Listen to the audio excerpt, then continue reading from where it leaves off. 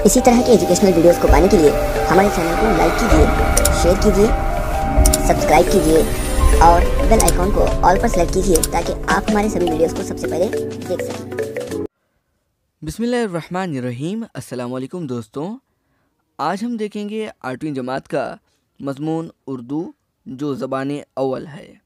तो इस सवाली पर्चे को आज के दिन हम हल करेंगे। यहाँ पर दिया गया सवाल नंबर 1 है, सिरहरा को कहा जाता है।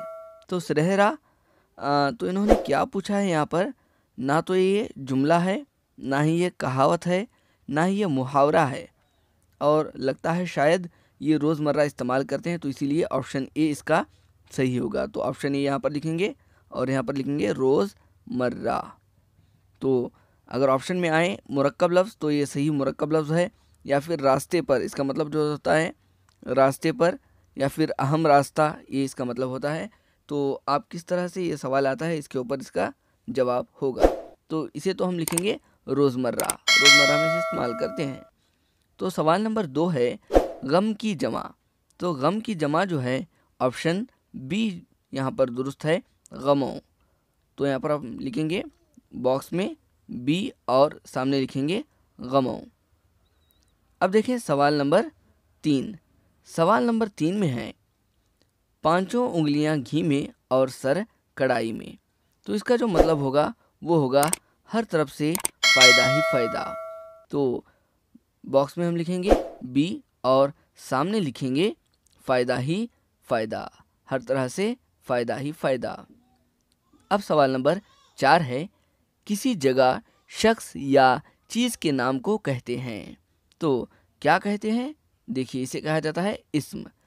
और एक इम्पॉर्टेंट बात है, इसके साथ साथ ही फ़ाइल किसे कहते हैं, सिफ़्त किसे कहते हैं और ज़मीर किसे कहते हैं।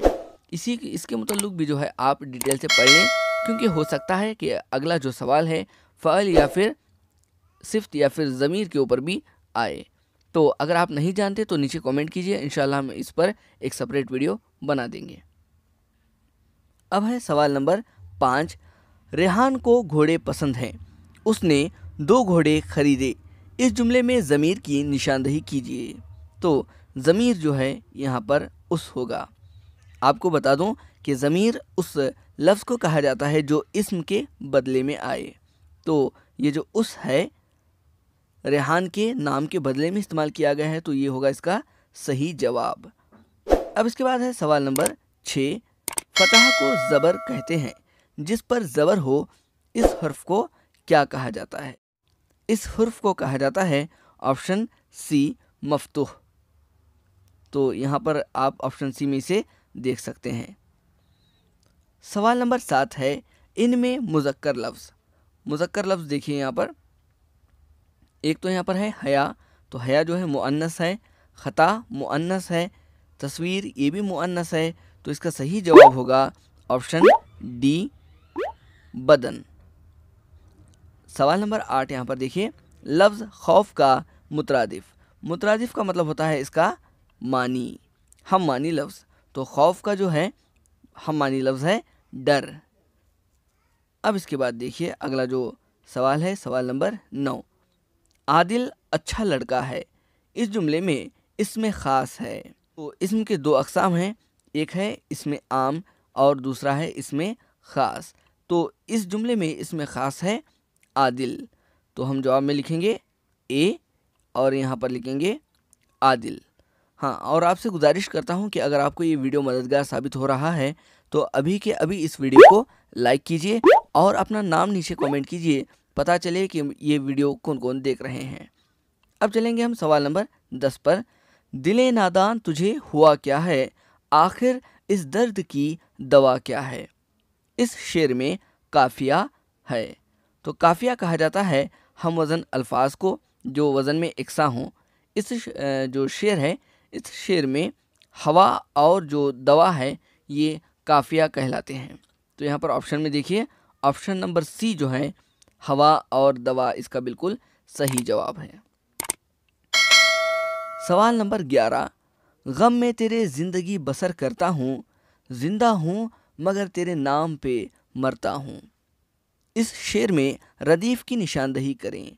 تو ردیف جو ہے قافیے کے بعد آتا ہے، تو یہاں پر آپ دیکھ سکتے ہیں ہوں اور ہوں جو ہے یہاں پر ردیف بنے ہوئے ہیں، تو اس کا صحیح جواب ہوگا آپشن ڈی ہوں۔ سوال نمبر 12، کسی شخص کو اپنی بات یا گفتگو تحریری شکل میں پہنچانا کہلاتی ہے، کیا کہلاتی ہے؟ یہ کہلاتی ہے خط۔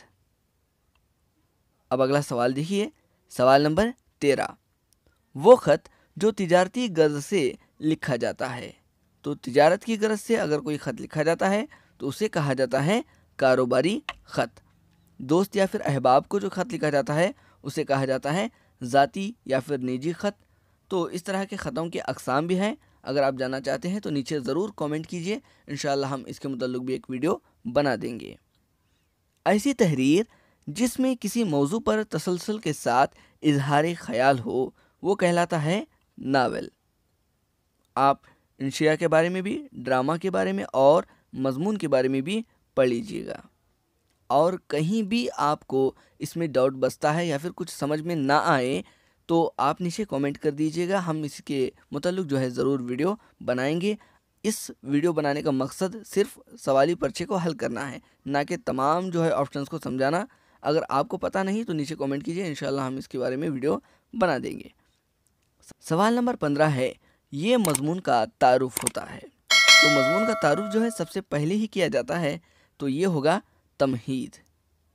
سوال نمبر 16، اس بار جو ایندھن کے لیے کٹ کے گرا ہے، چڑیوں کو بڑا پیار تھا اس بوڑھے شجر سے۔ تو یہاں پر سوال پوچھا گیا ہے چڑیوں کو اس سے بڑا پیار تھا، تو کس سے بڑا پیار تھا؟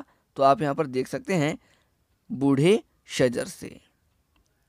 سوال نمبر 17 کی طرف ہم رخ کریں گے، بندگی کے ڈھنگ ایسے سیکھ لو، اس مصرع میں بندگی کے معنی ہیں، تو بندگی کا جو معنی ہے وہ ہے عبادت، تو آپشن اے عبادت بالکل صحیح جواب ہے۔ نمبر 18 ہے، نظم کی لغوی معنی موتی پرونے کے ہیں، تو غزل کے لغوی معنی ہیں عورتوں سے بات چیت کرنا۔ تو اگلی بار یہ بھی پوچھا جا سکتا ہے کہ نظم کے لغوی معنی کیا ہیں، تو یہاں پر جواب موجود ہے موتی پرونا۔ سوال نمبر 19، ستاروں کی دھن میں وطن چھوڑ آیا، ستاروں کا واحد، تو یہاں پر لفظ ستاروں جو ہے اس کا واحد ہمیں لکھنا ہے، تو ستاروں کا جو واحد ہے وہ ہے ستارہ، تو آپشن ڈی ستارہ بالکل صحیح جواب ہے۔ خبر نویسی کے دوران ان بات کا خیال رکھا جاتا ہے، تو کس بات کا خیال رکھا جاتا ہے؟ یہاں پر دیکھیے آپشن اے، خبر کی زبان آسان اور سادہ ہو۔